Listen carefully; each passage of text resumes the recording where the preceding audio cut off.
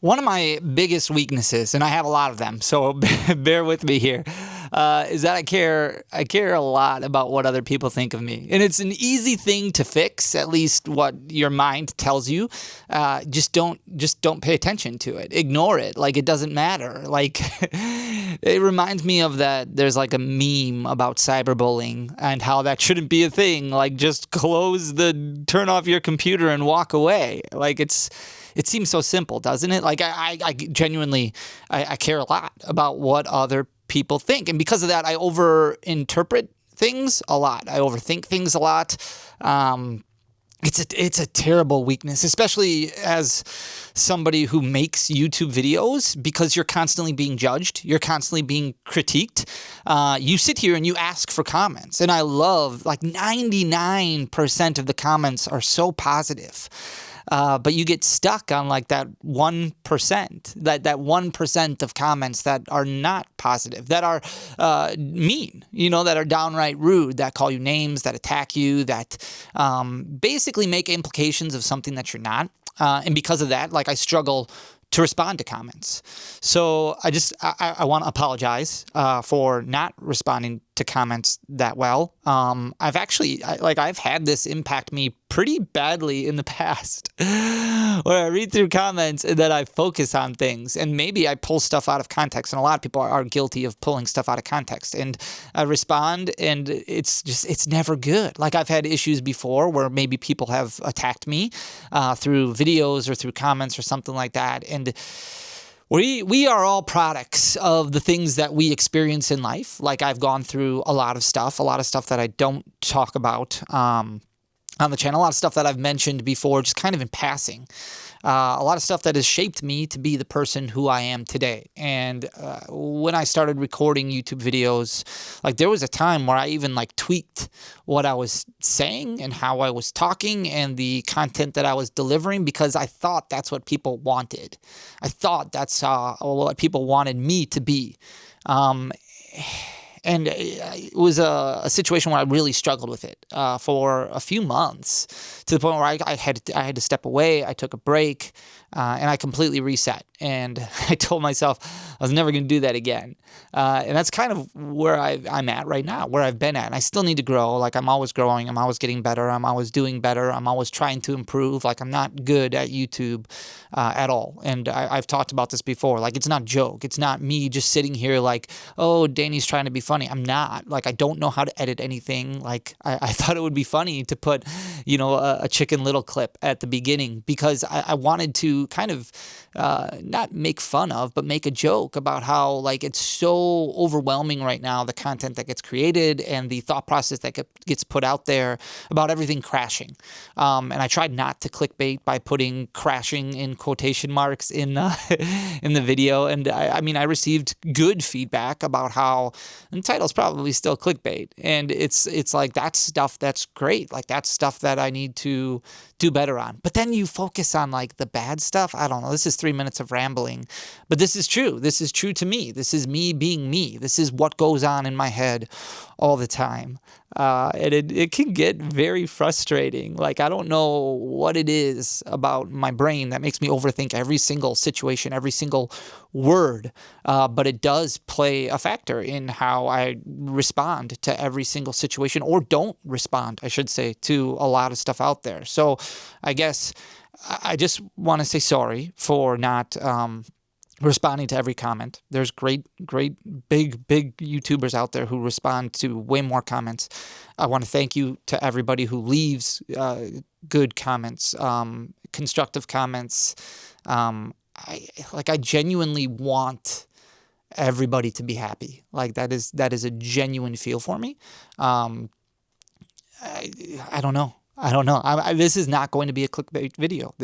I'm just getting to the point, because a lot of people talk about how the market is crashing, but it's really not. And it's more like, we talked about this in the last video a bit, about how it's more of a correction. And I think the biggest weakness that we as hobbyists face in the Pokemon TCG space is associating every single YouTube video that goes out, or every single idea and concept that goes out, with us. And that's normal, because it feels like I'm talking to you as an individual, me and you having a one-on-one conversation. conversation.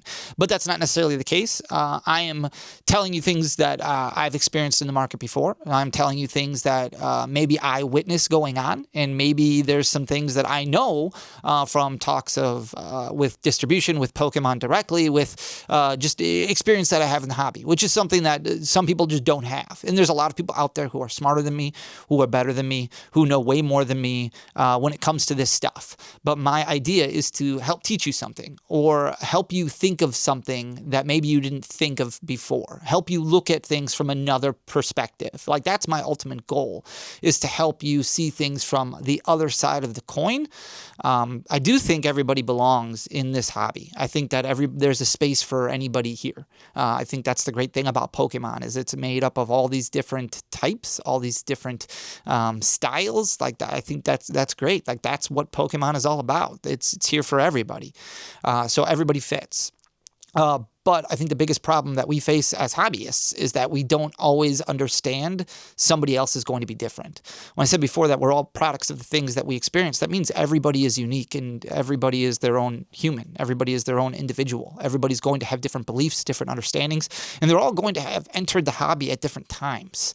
It could be a day after you. It could be a day before you. It could be years after you or years before you. Everybody is going to have different outlooks on this hobby and different mindsets on this hobby, and have experienced different things in this hobby. And it's understanding where everybody is coming from. It's understanding how difficult it is for the parents who work full-time jobs, who have to enroll their kids in morning care, then regular school, then aftercare in order to put food on their table, who can just want to buy some packs for their kids to open, how much of a struggle it is for them to find stuff. It's also understanding the other complete side of the spectrum, the whole mantra of would you steal bread to feed your family, the reseller mindset of some people who maybe they find a restock and their only means for money at that time is to turn around and sell those cards to make some sort of profit. Retail arbitrage has been a part of the economy forever. Like, it hits home differently when it's involved in Pokemon. So it's understanding the entire side of the spectrum, from the person who just casually opens packs every once in a while to the person who opens packs specifically to build master sets, from the person who just buys singles to build their collection, or just buys singles to play the game competitively and build decks, or just the person who likes the artwork and the characters of Pokemon and may not even really collect Pokemon cards at all, just really likes the VGC or Unite or TCG Pocket or whatever the case may be. It's understanding everything, and how everybody's mindset is going to be different. That's what this is all about. And trying to gauge where everybody is coming from and look at things from a different perspective, I think, is really, really important, and something that the community really struggles to do. The thing about Pokemon right now is we saw this transcendent growth of 100%, where basically everything doubled in price. And we talked about a normalized market in the last video, and we talked about this post that I saw of somebody basically panicking, somebody who labeled themselves, and not necessarily an investor, but just somebody who has Pokemon cards that they've bought over the past 7 months, and they see everything falling apart. They see things dropping 10-15%, so they're asking advice. Is now the time to sell? Should I be dumping everything right now? And it's just that panic, because things are different than what they were. They are not experiencing double-digit growth every single month. And maybe things were stagnant for a month for them, where things only went up a couple percentage points, and then all of a sudden you hit a wall and things drop 10, 15, 20%, and it's panic. And that's normal for somebody who may not have been in the hobby for long term. That could be somebody who's just like, well, can I buy this cheaper if I sell now? Like in a few months, can I buy it even cheaper than what I have it now? Should I sell now and rebuy in a few months? And this is like the mindset of everybody. Everybody's going to be different. So it's looking at that and then trying to understand, why are we thinking this? Well, we're thinking this because over the past year, a normalized market has seen double-digit growth on every single month. But that's not normal for the past 29 years of Pokemon. And we looked back at things from 2015 and 2016 and 2017 and how you're experiencing maybe 200% growth over the first 18, 19 years of Pokemon. you may have experienced double-digit growth. You may have experienced 2 times what you paid for it, or 3x what you paid for it. Whereas now you're experiencing 3x what you paid for it in 6 months. Like, things are just moving so much faster, and that's not necessarily a normalized market. So when we see this sudden drop over the past month, we panic, and that can be very difficult for people. So we're going to look at why the Pokemon market is actually still thriving, and you have to go back to a broader scope of things to see that the Pokemon market is not crashing. It's still very, very healthy. We are still running into issues finding stock.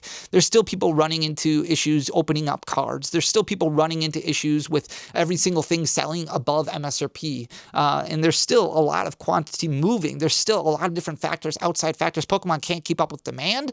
And we're still seeing strong growth over the past year in a lot of different categories and a lot of things that aren't retracing. So let's take a look. The concept of a reprint is something that a lot of people get excited about because it means more Pokemon cards hitting the market. And that means usually prices dropping, maybe prices stabilizing a little bit. And then we talk about this thing called a reprint window, which is historically the amount of time between a set's release, when Pokemon releases a set, while it still is technically like in print, and Pokemon may print more of it. Now, they have broken the reprint window before. They have printed and reprinted stuff that was, you know, a couple years old, but generally it's about a year and a half. About a year and a half after a set releases, that's usually when you're pretty safe from Pokemon kind of reprinting at least that capstone product. And when we say capstone product for a main series set release, that usually implies something like booster boxes. For a specialty set like Pokemon Go that we're looking at right here, usually that means like Elite Trainer boxes. You might still see packs float around. You might still see packs pop up in collection boxes or Pokeball tins. We saw that with Cosmic Eclipse, right? Like, Cosmic Eclipse had been printed a long time prior to getting, all of a sudden, this Arceus figure collection comes out, these Pokeball tins come out, and there's Cosmic Eclipse packs that are inside. Now, a lot of people say that's a reprint. I don't know if it's necessarily a reprint or just a restock where they had extra packs lying around, and they're like, okay, well, where can we put these? We're not going to make booster boxes. We don't have enough of them to make booster boxes out of them. Let's just put them in these Arceus figure collection boxes, or let's put them in these Pokeball tins, and it'll be a little surprise for collectors out there and Pokemon enthusiasts out there where they have it. But generally, it's about a year and a half after a set releases. That's when you'll kind of stop seeing that capstone product pop up in the wild. So in today's video, we're looking at this giant growth that we've experienced in booster packs. Now, if you look at this first front, if you watch the video that I posted a couple days ago, we talked about this first little bit of time from about November of 2024 up until about March of 2025, where you had this giant increase of people entering the hobby. This is when things really started taking off because of the quantity of sales that were occurring. This was really spiked kind of because of the popularity of this rise in rip and ship platforms. So it could be people ripping on Whatnot or eBay Live or Drip or some other platform, just doing TikTok lives and things like that, where people are selling packs at kind of an inflated price because you can't find any in store. And Pokemon Go is the oldest set that we're looking at today, but it was also kind of impacted because for a long time, you'd been able to find Pokemon Go basically on the clearance shelves. It wasn't a very popular set, but because it was so difficult for anybody to find other sets, they kind of went to sets like Pokemon Go, like Shrouded Fable, as like a consolation prize. And because of that, it just started blowing up. Now, it's continued to blow up over the past year, and even though we've seen a slight retrace over the last couple weeks, and a lot of content right now is focusing on this span in time right here, the past month and a half, and that's where you see things kind of slowing down, things kind of like backing off a little bit, where you might see this 10-15% drop in a lot of different areas. Now, it's impacted some of the more expensive illustration rares. It's definitely impacted some of the PSA 10 prices, and it's impacted a lot of booster boxes. But part of the reason behind that is because we had such a giant increase in sales about a year ago, that's just, some people are selling off that. You're going to have normal ebbs and flows in any market. So it's very normal. You're not seeing a crash where things are dropping 50-60%. And even if you did, if this Pokemon Go pack dropped 50-60% over the next month, you're still looking at very strong growth year over year. So this is really just more of a correction in some ways, but this one right here is not even really correcting. It's just continuing to thrive. Now, despite the fact that it has less quantity of sales, Pokemon Go is out of print. They're not going to be going out there and printing more Pokemon Go. The question is, how much of it has been held onto, and what does the demand look like in the future for people who want to open up a set like Pokemon Go, which does have some cool cards in it, but not a whole lot. Wasn't super in demand. It's got that cool peelable Ditto. It's got, it's got the Radiant Charizard, the Radiant Big 3, and it's got the alternate art Mewtwo, Mewtwo V, which is super cool as well. A lot of popular Pokemon, a lot of throwbacks to Gen 1, which is really cool, but you're looking at about a 119.5% growth year over year, and that's pretty standard from what we're looking at here. So it's sitting at $8.32, which is just off of its one-year high of $8.76. So that's not even, I mean, you're looking at, 5% of a drop below where it was for its one-year high. Astral Radiance is at an all-time high. So Astral Radiance out of print, a Sword and Shield set that did get printed pretty heavily, especially at the end of Sword and Shield. Remember, when Scarlet and Violet started, a lot of people weren't really interested. They were interested in the concept of Scarlet and Violet, but once they realized how easy pull rates were and people didn't resonate a whole lot with the new gen, people were focusing on Sword and Shield era products. And because of that, Pokemon kept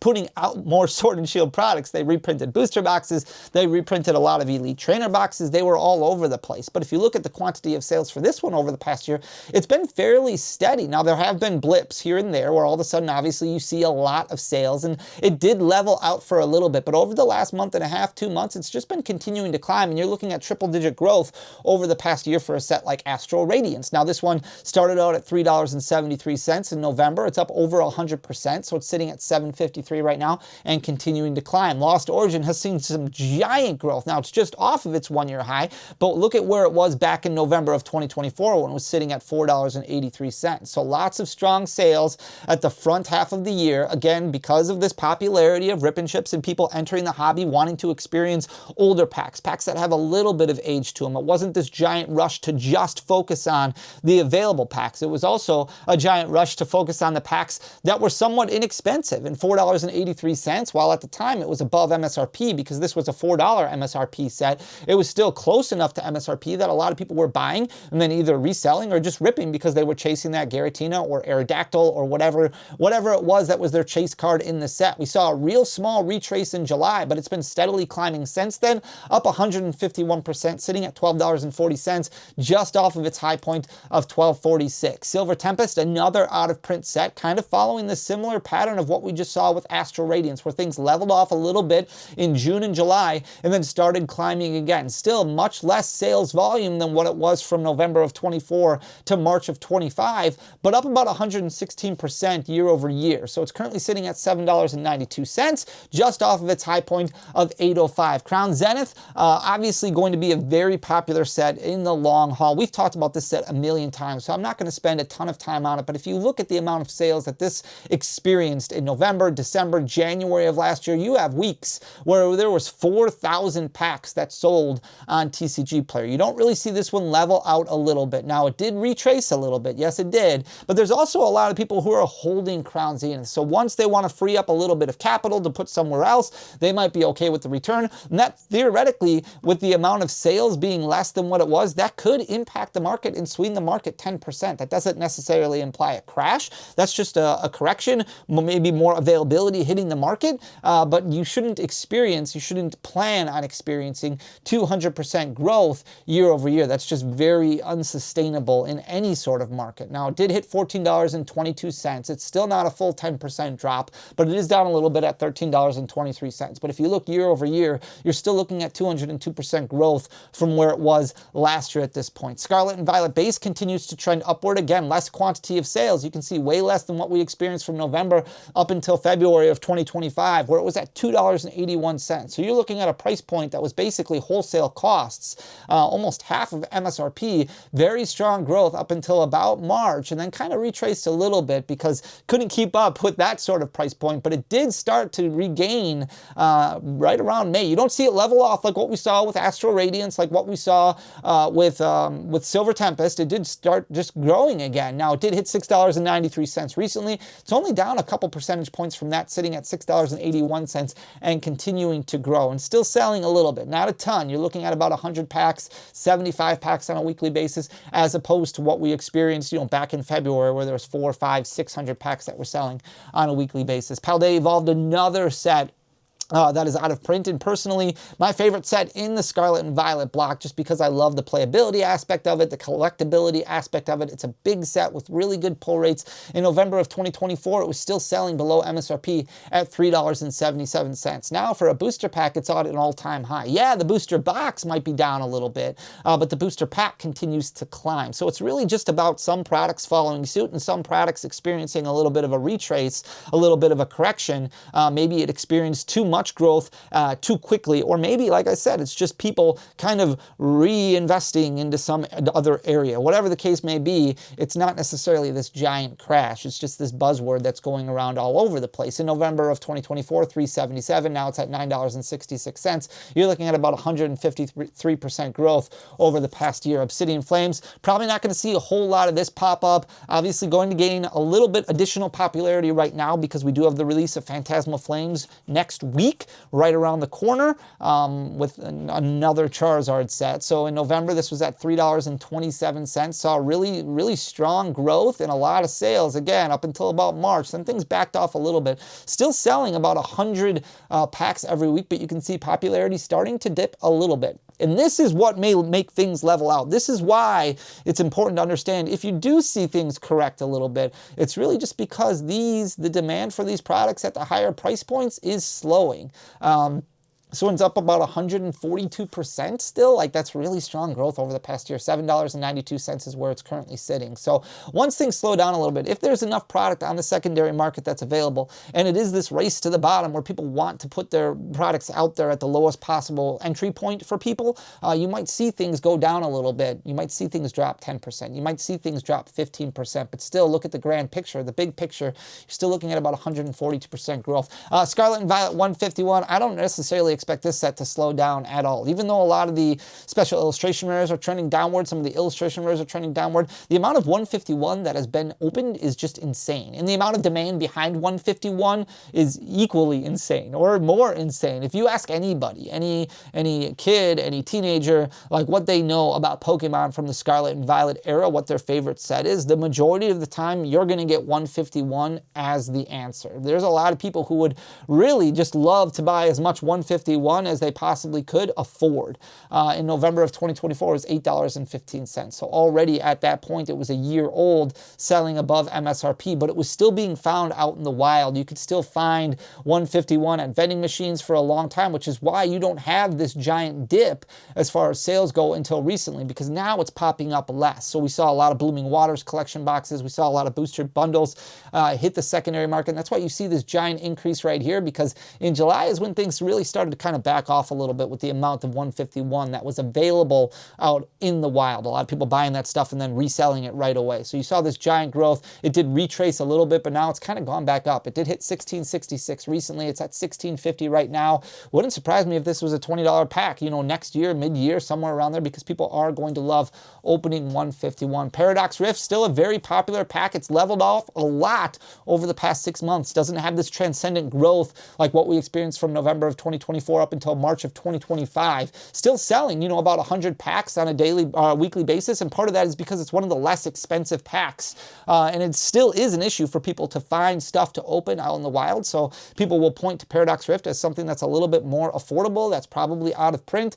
It's jumped up about 107%, 108% almost. So it's sitting at $6.25 right now, just off of its high point of $6.28. Temporal Forces also has leveled out a little bit. It's a little bit off of its high, about 10% down from where it was in July, sitting at $6.27 right now, but a far cry from where it was in November when it was at $2.89. Again, popularity not quite there, still selling close to 100 packs on a weekly basis, but starting to trend downward a little bit if you look over the past few weeks. We're also at a very difficult point for the economy right now, where people are kind of chilling on their spending because the holiday season is right around the corner. So it's going to be slow probably for a few weeks. And then once Thanksgiving hits and Black Friday hits and you start seeing all these sales, the spending typically for the consumer goes up. So it wouldn't surprise me if you started seeing these kind of trend in the other direction. Paldean Fates, we just saw a bunch of booster bundles hit the secondary market at a more expensive price, but that can explain the downward spiral a little bit of Paldean Fates. So it was at $16.15.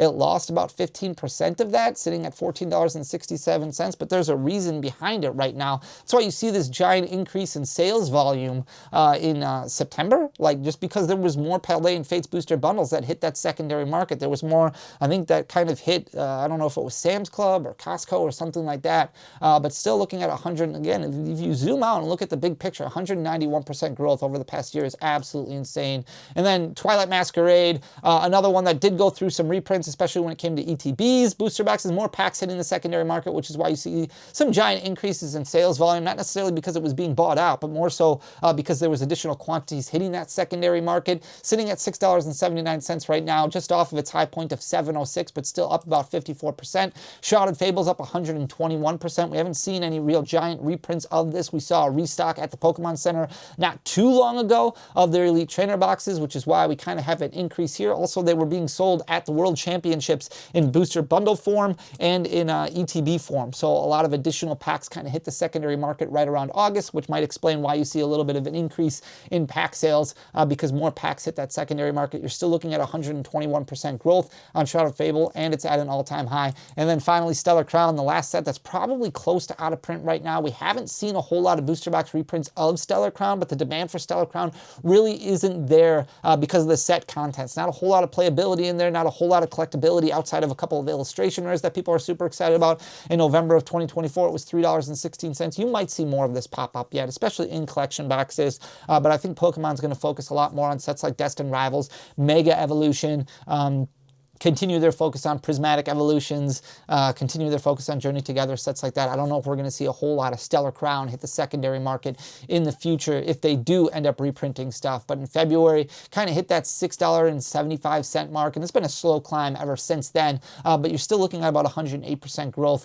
year over year. So it's at $7.06 right now, just off of its high point of $7.24. So the long story short is the Pokemon market is not necessarily crashing at all. It's just a lot of hype and attention is being paid to that. Because they see something that they haven't experienced, because we see something we haven't experienced over the past year, which is if you look at the past month of data, you see a lot of red. You see things going backwards. You see things going in reverse. Vendors are experiencing maybe last month they bought a card and they're going to list it this month and it's less than what it was before, what they bought it for, which is frustrating. That insinuates, like that initiates panic in a lot of people's minds. So not crashing at all. I just want to make sure that's very, very clear. Correcting a little bit. Demand is still out there. Supply still isn't caught up with it, but there are signs that are pointing to maybe we are getting to the end of this. Maybe things are going to improve and things are going to level out. So I'm very excited for that. I'm gonna stop rambling. This video has been way too long. I really love you guys. Thank you so much for everything. Thank you for the comments. Thank you for all the positive comments. I will try and do way better at responding to them and not getting in my head so much. Like I said, it's a weakness that I need to grow. I need to be better with it. So I'll talk to you guys again Friday. Till next time. Peace.